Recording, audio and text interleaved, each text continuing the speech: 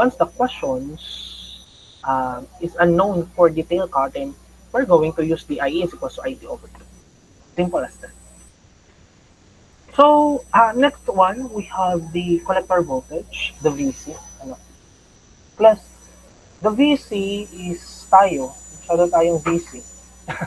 So, VC is the collector voltage.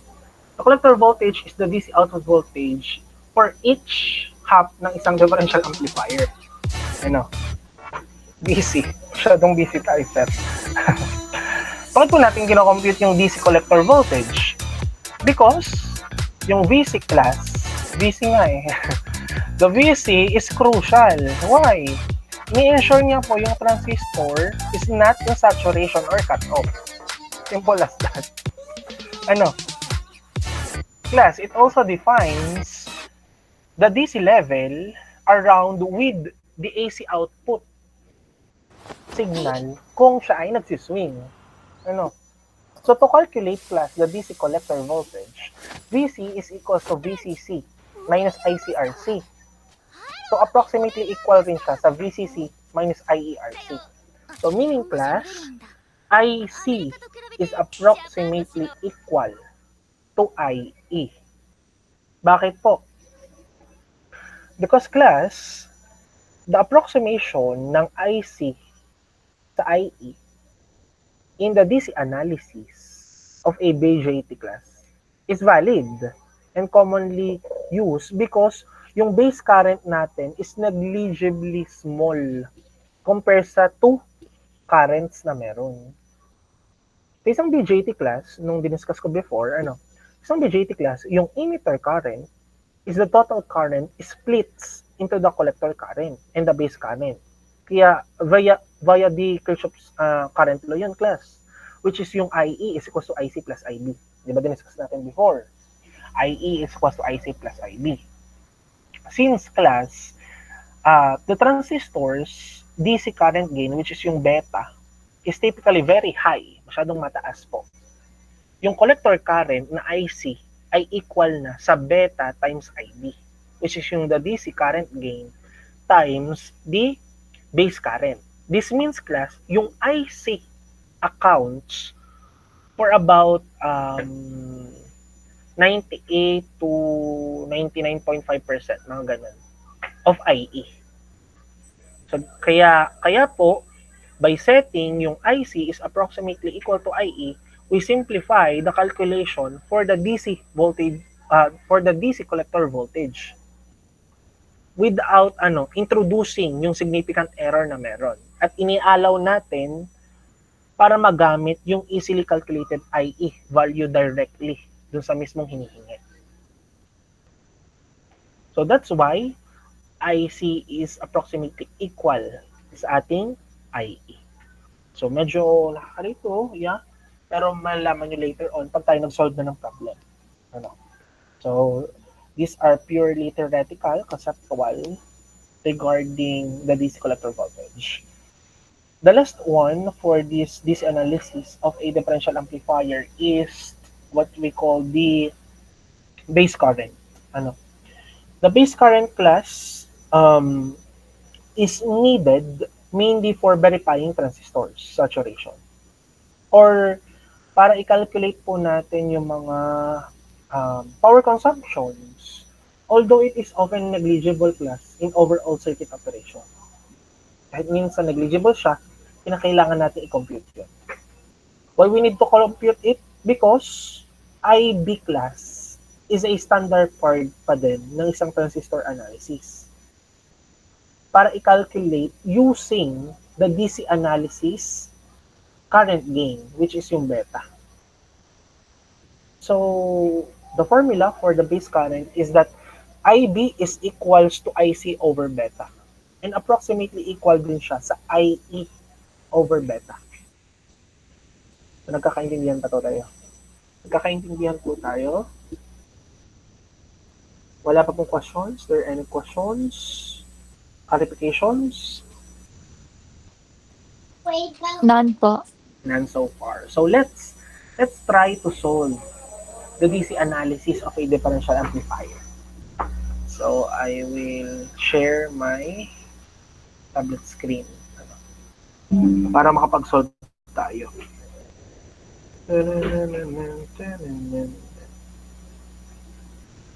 So, let's try to solve.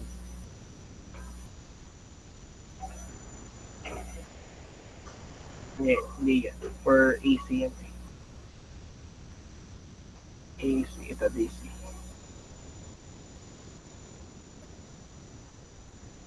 Wait lang. Yun. Takloban na lang natin. Takloban.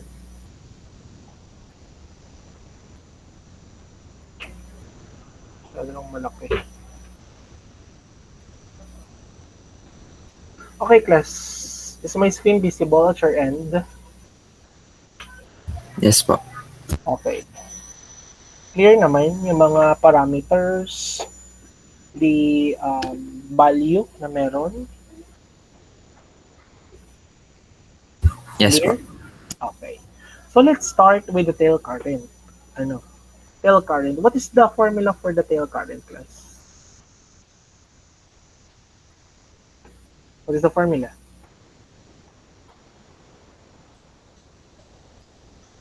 The challenge for this DC analysis, and AC analysis, is not the way you solve for the exact value, but how, what do you call this?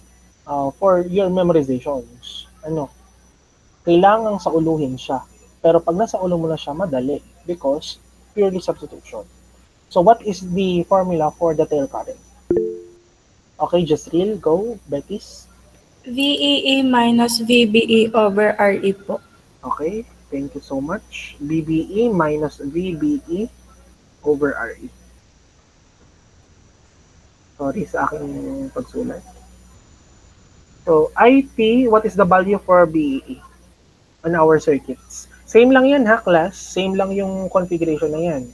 Ang difference is that in-split natin yung mismo common emitter resistor into two.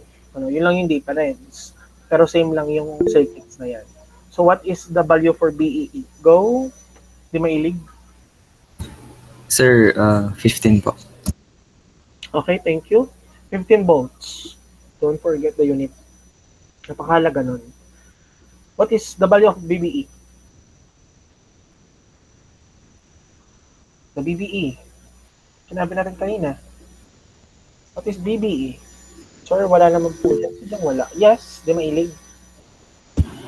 Yung 0.7 po. Yeah, correct. Always. Because grounded yung ating base voltage. Kung nakita nyo grounded yung base voltage, automatic ang BBE ay 0.7 volts. What is the value for common emitter resistor? The RE. Magkaiba yung 2RE sa RE ha. I'm looking for the common emitter resistor only, the RE. What is the value for the RE? Go. Gusto ko yung iba naman. Titingnan nyo lang naman.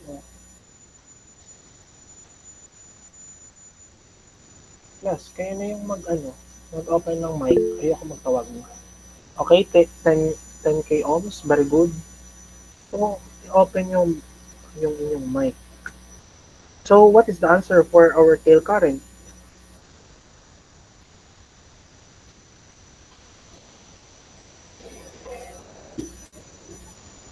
Okay. What is the answer for our tail current? Kindly compute. Please. Kindly participate na. All of you. 1.43 milliamperes. Okay, thank you so much sa mga nagsosolve. 1.43 milliampere. So, yan na po. Simple as that. That is our tail current. Basic. Super dali. Substitution lang eh. Next one. We're going to compute for the emitter current. Since meron tayong value ng IT, ang gagawin lang natin, purely substitution. 1.43 milliampere divided by, what is the 2? What is the answer? IE is equals to, I want in ano, the final answer is in milliampere. Yeah. But I want in microampere. What is the value for microampere?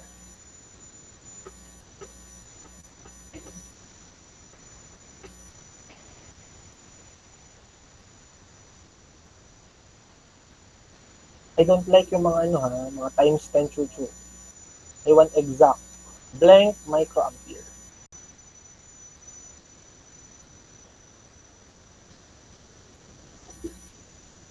What is the answer? What is the answer? Yes, you're going to divide only the 1.43 milliampere divided by 2. What is the answer? Go. Engay. Ano? No. I need the microampere.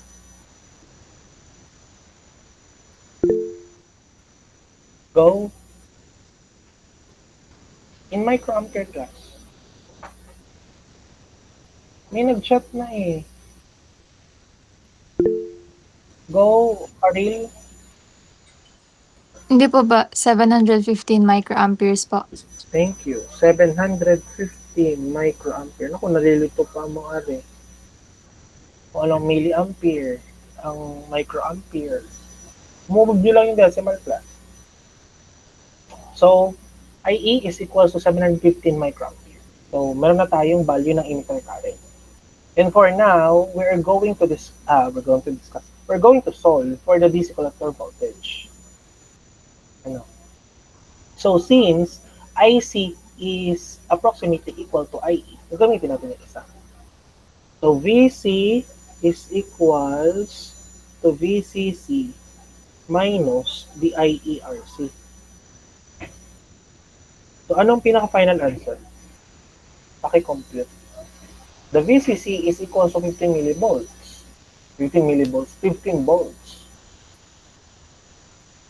While for our RC, we can see on our screen, the value for our collector, the common collector resistor is 10 kilo ohms. While the IE is, nasolve na natin, the 715 microampere. So I need in voltage, volts. But kindly round up to 2 decimal places. What is the final answer?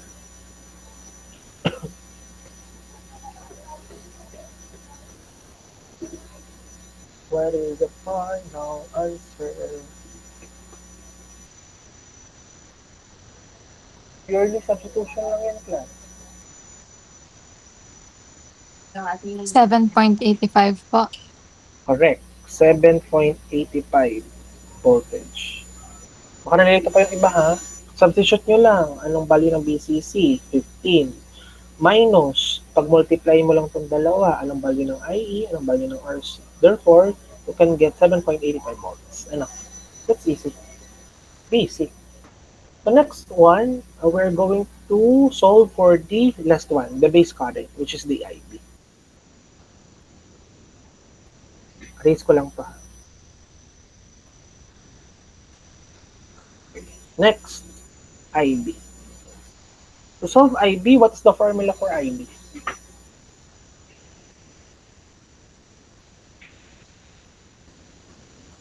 What is the formula? Class.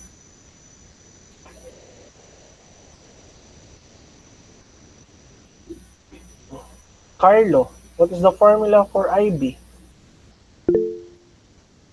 No, I need, si Carlo.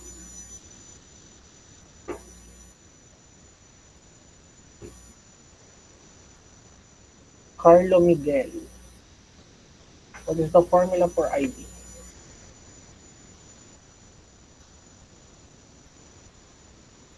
Ay, nako naman. Ayoko yung nagre-raise. Ako yung hindi. O mga tulog na kayo. Francesca, what is the formula for the base current in DC analysis?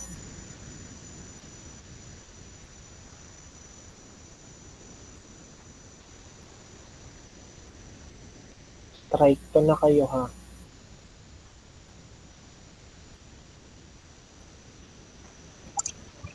Sir, wait lang po. Base current po. Yeah. Base current. IB is equal to IC over... Ano nga po ulit basa dito? Hindi ko rin alam. Yun pong parang B, tapos DC. Hindi ko alam. Anong basa doon? Beta po pala. Sorry po.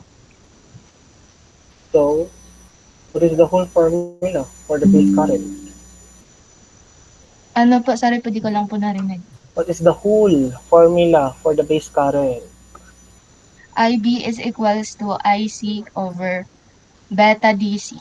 Yun. Or, IE over beta po.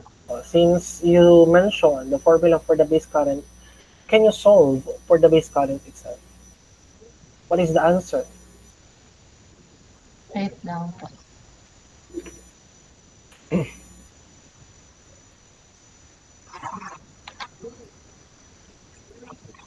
Sabi ni Francesca, IC over beta daw.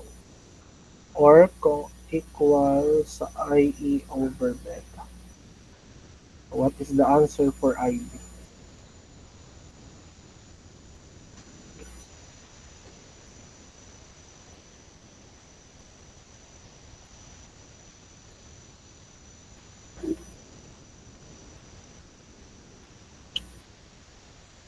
Naku, napakatagal.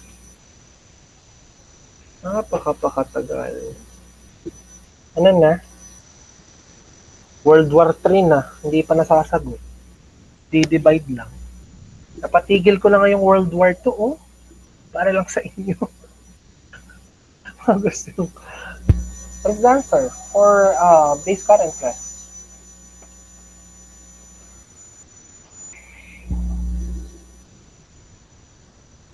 Sir, wait lang dahil nang hindi ko makita ang calculator.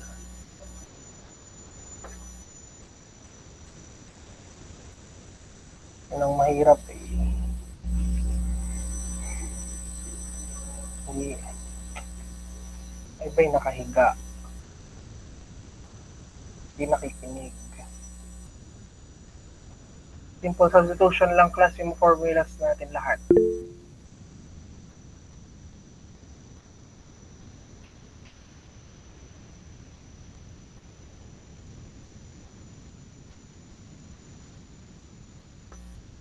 I'm waiting for Francesca.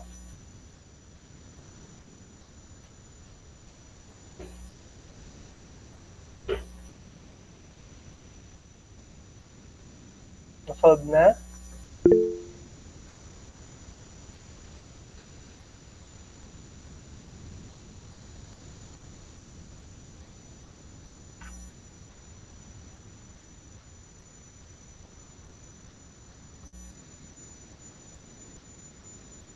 Five. Kailangan. 5, 4. Okay, go. Carlo Miguel. Sir, tatry pong bumawi. Nasa CR po kasi ganun. Ano po? Since yung IE po is 750 microamps po. Then yung beta daw po ay yung beta po ditong given. Beta 1 minus beta 2 is 250 daw po. Parang Beta siya po 1 yung... equals to beta 2. Not beta 1 minus beta. Equal yun. equal po ba yun? Sorry. Yan. So yun po. So equals 250 po yung beta. Kaya po 715 over sa 250. 286 po. Microamperes po. Very good. The answer is 2.86 microampere.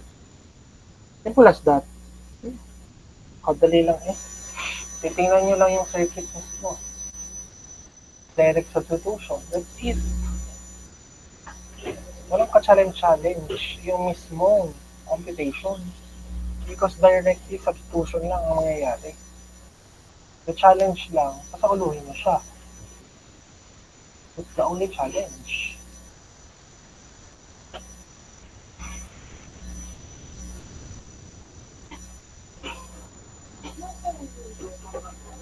Next, we are done with DC analysis of a differential amplifier. Now we are going to discuss the AC analysis of a differential amplifier. So class, the AC analysis of a differential amplifier determines how the circuit handles yung time varying ng signals. So, which is the primary function as an amplifier itself. So, this analysis ng AC po is conducted by setting yung DC voltage sources. Ano yung DC voltage sources? Di ba yun yung mga BCC, VEE? Di ba? To AC ground. So, ginaround natin. Grounded yon using small signal model ng isang BJT. So, from DC, nakita natin yung AC, grounded yung kanyang DC supply voltage. Ano? Yung supply voltage na meron. So, before we calculate any gain na meron, we must find first yung dynamic resistance inside the emitter junction of each transistor na meron. So, siya yung AC emitter resistance. So, next slide, yan. That is the AC analysis. Ay, sorry. Wala man lang nagko-correct sa akin. Hindi pala ako naka-share screen.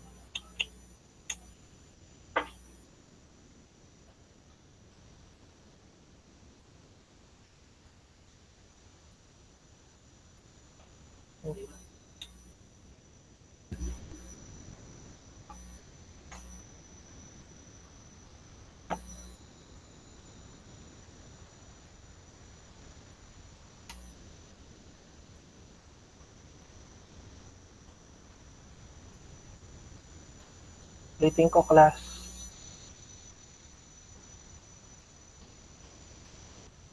The AC analysis class is the differential amplifier para ma-determine natin yung mismong how the circuit handles yung time varying signal na meron. So we can see here yung DC sa kaliwa and AC sa kanan. So, grounded yung mismong DC voltage supply na nakikita nyo. Yun yung AC. So, connected sila sa isa't isa. So, bago natin i-calculate yung gain na meron, kailangan muna natin i-find yung dynamic resistance inside sa mismong emitter junction ng each transistor na meron. Yun yung AC emitter resistance na first na i-discuss natin through this AC analysis ng isang differential amplifier. So, ang first na gagawin is i-compute natin yung AC emitter resistance. Sa different book po, ang AC emitter resistance ay equal sa 26 millivolts. But some books, 25 millivolts siya. So, ang i-follow natin yung 25 millivolts. So, pwede naman 26 na sa inyo. So, for now, when we are computing for the AC emitter resistance, we're going to use the 25 millivolts over yung IE. Since connected nga po siya, the value of the IE is yung kanina, the 715 microampere. So to solve later, we're going to solve the AC analysis of a differential amplifier. So let's discuss only the conceptual side ng mismo each analysis ng differential amplifier. So, bakit po natin kailangan i-compute yung mismo AC emitter resistance? Because the gain of a BJT class amplifier depends on the ratio of the collector resistance to the emitter resistance. So, unlike dun sa DC resistance, yung RE natin kanina na malaki, RE, Unlike yung DC resistance nun, yung R prime E is the AC resistance naman po ng forward bias emitter base junction. So, it links class yung DC operating point na IE to the AC performance na meron. That's why we are computing for the AC emitter resistance. The next one is the differential voltage gain. Plus, differential voltage gain naman po is the amplifier response to the desired signal na meron. So, yung difference between the two inputs kanina, yun yung AD, yung V1 minus V2. Pero at this AC analysis, we have formula for the differential voltage gain, which is the AD equal po siya sa RC over 2 times the AC emitter resistance. So, bakit po natin ikinakalculate to? Because this is the useful gain. Ika nga, di ba? The useful gain. Because when operating in a differential mode class, yung two signal, nagka-cancel out yon. So yung voltage across the large common emitter resistor, which is yung RE kanina, making the AC equivalent po of RE acts like a short circuit sa mismong ground, to the ground. Kaya kinocompute natin yung differential ng voltage gain na meron. So, pakitandaan po ng formula. So, next is the common mode voltage gain. The common mode voltage gain, or yung ACM. Now, pag nakita nyo yung ACM, that is the common mode voltage gain. Pag may A, laging gain yun. So, the common mode gain, or the ACM class, is the amplifier response sa mismong undesired signals na meron. Yun yung mga noise, or yung mga interference na present mismo equally sa both inputs na meron. Kung sa inverting or sa non-inverting. So, to solve for the common mode voltage gain class, meron tayong formula dyan. The formula is that RC, or the common collector resistor, over or divided by the AC emitter resistance plus 2 times the common emitter resistance. So, bakit po sir, sa pangalawa pong formula, nawala na po si R prime E, or the AC emitter resistance? Simply, because R prime E, or the AC emitter resistance, is usually much smaller po siya sa 2RE. Therefore, negligible na siya. Hindi na po siya sinasama. So, pag magko-compute po tayo ng common mode voltage gain in this AC analysis class, hindi natin sasama yung R prime E. Therefore, ang isusundin natin formula is the RC over 2RE. So, nakakaintindihan po tayo? As of now, is there any questions? Clarification po before I continue? Class? None po. None so far. Okay. The last, under the AC analysis po is what we call the common mode rejection ratio. But before I continue the common mode rejection ratio pala class, DC and AC are connected to each other. So therefore, makikita nyo na, DC to because ito yung kinocompute. AC to because ito yung kinocompute naman sa AC analysis. So that's the difference. Okay.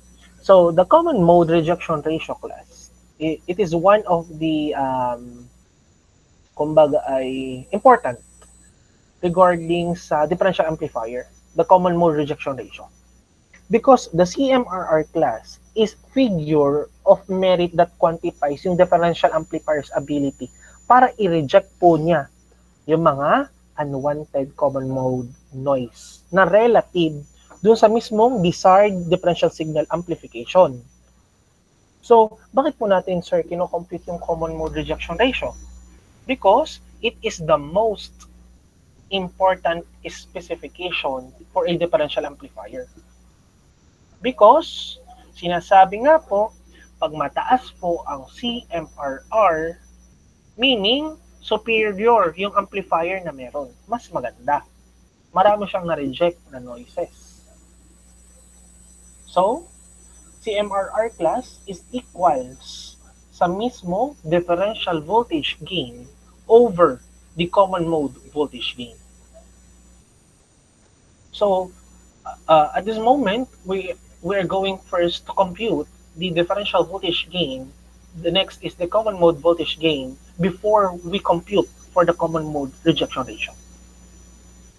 Meron po siyang dalawa. The first one is the common mode rejection ratio itself, and the second one is for the decibel. Sir, bakit po kailangan may decibel pa? Because CMRR class is usually expressed in decibel because yung ratio is masyadong malaki. So kapag masyadong malaki class, ginagawa natin, it makes easier to manage kapag ang CMRR ay naka-decibel. So to compute the CMRR in decibel class, equal siya sa 20 log times the differential voltage gain over the common mode voltage gain. Kakaintindihan po. Yes.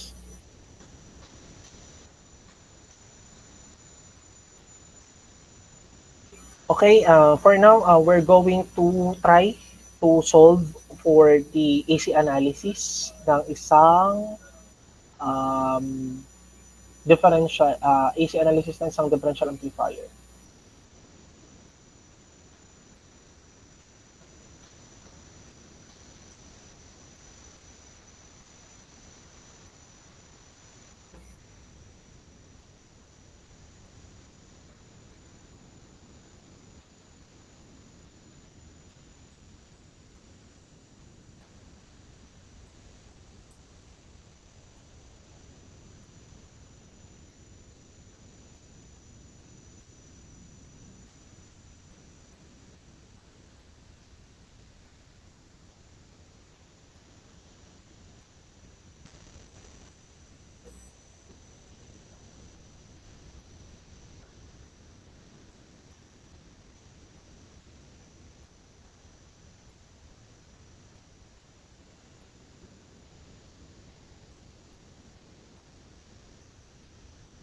Takloban nilang muna ulit.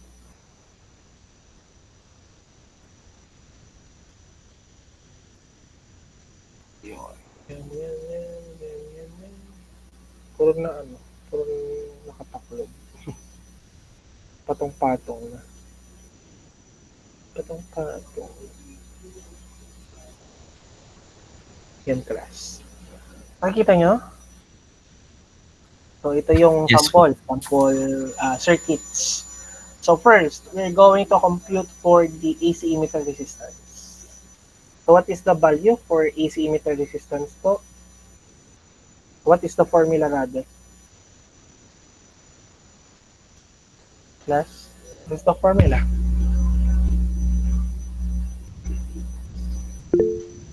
Ariel, go. 25 millivolts po over yung emitter current po. Okay, thank you. So next, what is the answer for our AC emitter resistance? Can you give me the exact answer? In ohms. Siyempre.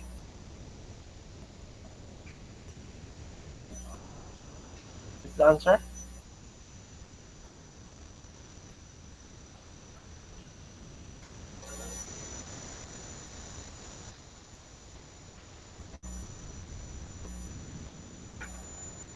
R prime E is equal to 25 millivolts over I.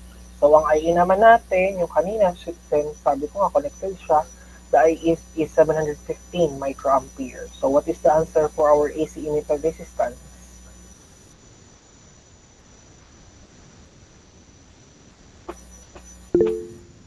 Okay, Katil? 34.97 Okay, whole number. ohms po.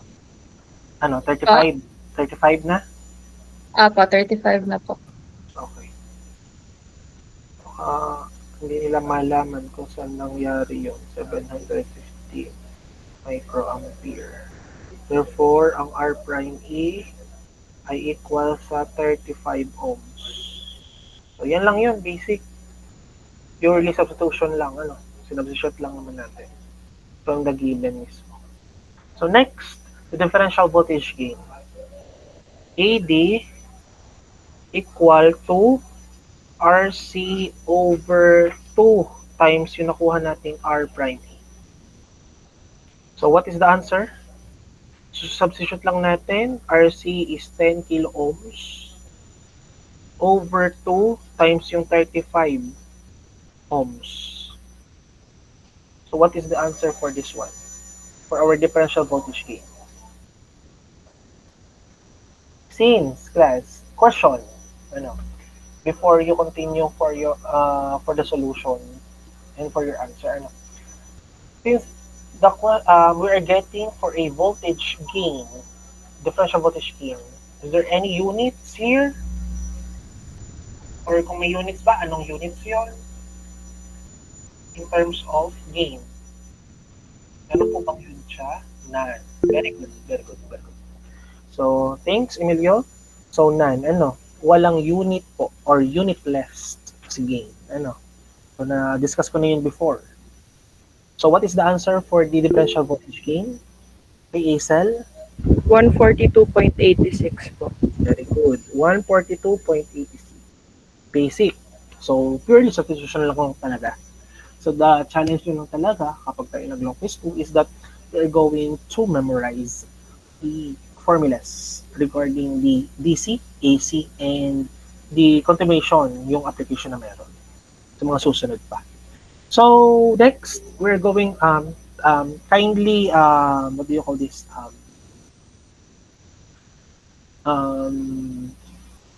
We're going to discuss, we're going to compute for the common mode voltage gain. So, pakitandaan po ng value ng differential voltage gain because gagamitin natin yan to compute for the common mode rejection ratio.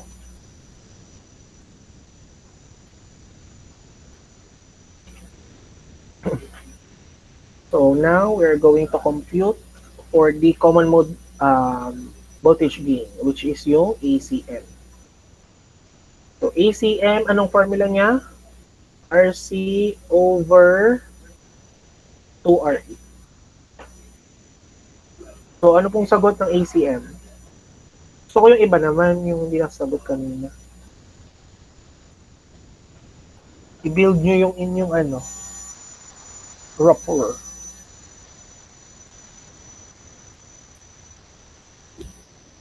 What is the answer, class? So,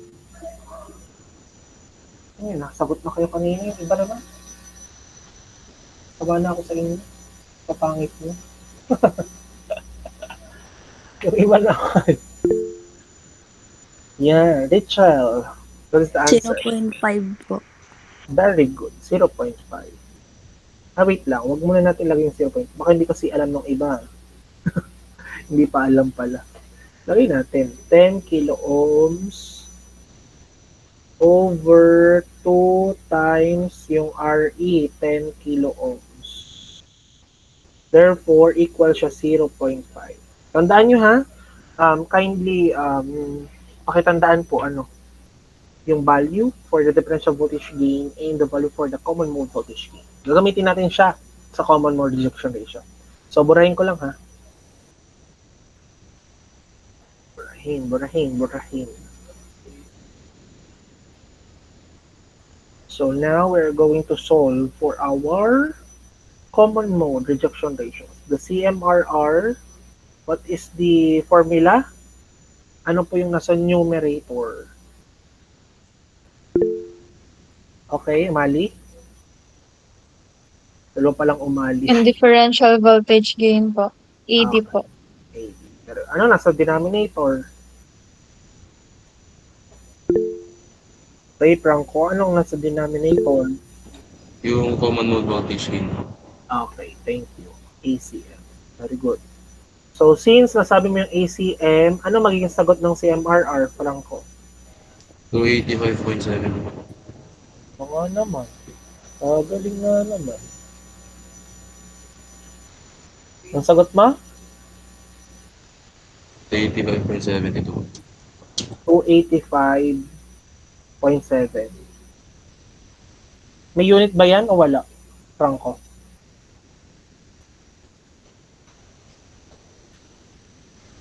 Ano po? Depende. Anong depende? Sir, wala po. Sure ka? Nawala? Ako po. Sure ka? 100%? Ako po, sir. Unit less gang common mode rejection ratio? Sure? Sir, papanindigan ko sagot ko siya po. Papanindigan mo. Ako po. Yun naman. Galing nga naman. Correct. Ano? Unit less. Very good, very good. So, that is the CMRR. And how about for the iba naman? The in decibel. CMRR in decibel. So, what is the formula? Iba naman. What is the formula here? Yes. Uy.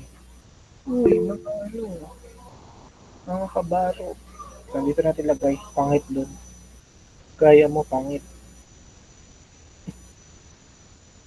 Anong formula? Jeremy.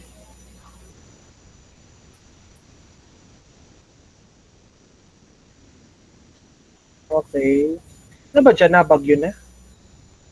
I-start na ba dyan ano? Okay. Since this is the formula, what is the answer? Sino naman? What is the answer? What is the answer? Ala, yung iba naman. Yon, si Carmela. Carmela, what is the answer? 49.12 po. 49.12. May unit? Wala. Wala po, sir. Sure ka? Yes po. 100%? Yes po. Sure? Yun nga naman, mali siya. Mali.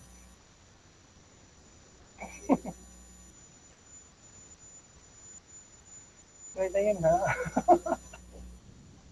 Sure na sure yan. Mali. Decibel.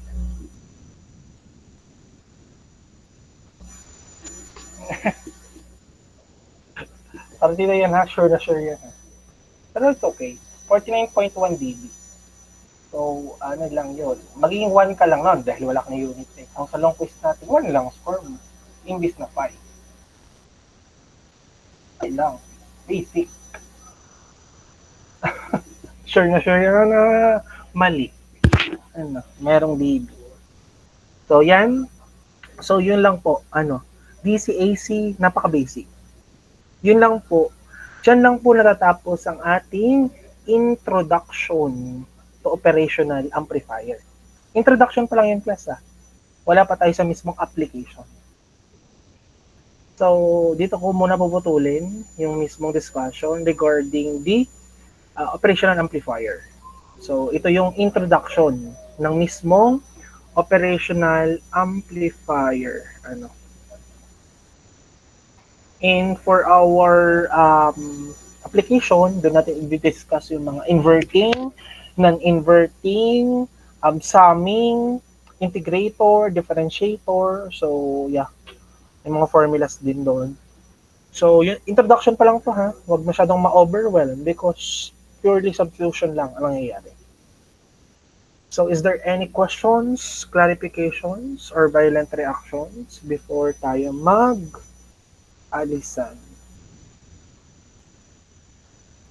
Yes? Hello? Wala bang magtatanong-tanong dyan? Tomorrow ha, baka may nagtanong kasi sa O2 kanina na kung ang lab 4 daw ibukas. Hindi, continuation tayo. We're going to finish the whole topic of the operational amplifier. So lab 4 is on next week. Next week pa. Yes, Di Mailig, what is your question? Sir, yun po sana. Salamat. Okay. Lab 4, next week pa. Follow the schedule na binigay ko. Nagbigay ako sa inyong mga representatives ng schedule. Kung kailan yung long quiz, kailan yung ating presentation, Yes, Acel. Sir, Acel? kailan? Apo. ASEL po.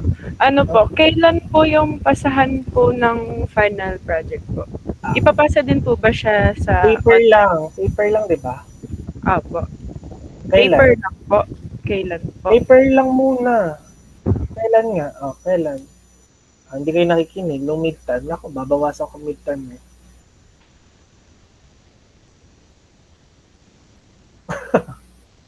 Wala, sir. Yeah, Sorry. kailan? Kailan? Kailan? November 29.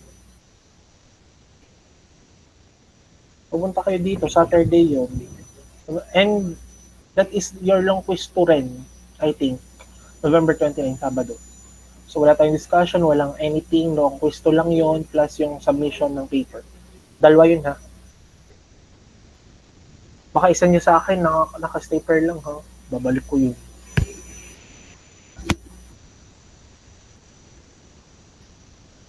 Wala na pong questions. Question. Yes, Jazreel. That is. Sir, yung PSET po, visible margin po or invisible margin po? Kayo nang bahala. It's up to you.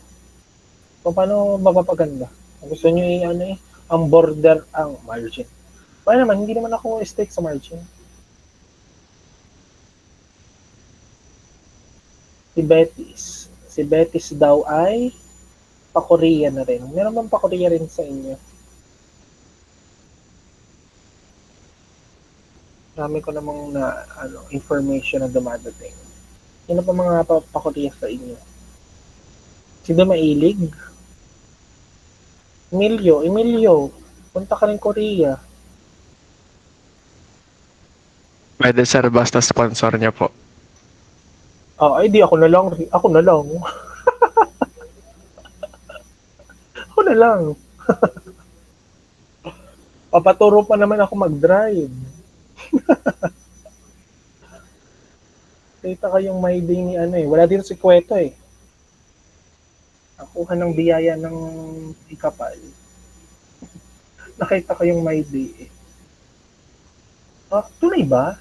Oo, parang tunay nga. Dahil nung nag-try kami rin, pumunta nun last time. Parang hindi rin. Baka sa inyo. Pero nung nagpunta naman kami, hindi naman ako hinanapan. Gusto ko lang for the second time. Kaya lang mahal. Dito na lang muna for muna ko, Hong Kong or Vietnam, siguro. Not muna for malaki na gastos rin before sa Korea. Emilio, i-push mo na yan. Kaya para ka lalo kang gumaling. For the exchange students. Parang pinapalis niyo ako sir ah. Parang umalis ka na, Emilio. Alis ka. So, wala nang question, class? Wala, nakita ko lang si Emilio eh. May car kasi si Emilio, mayaman.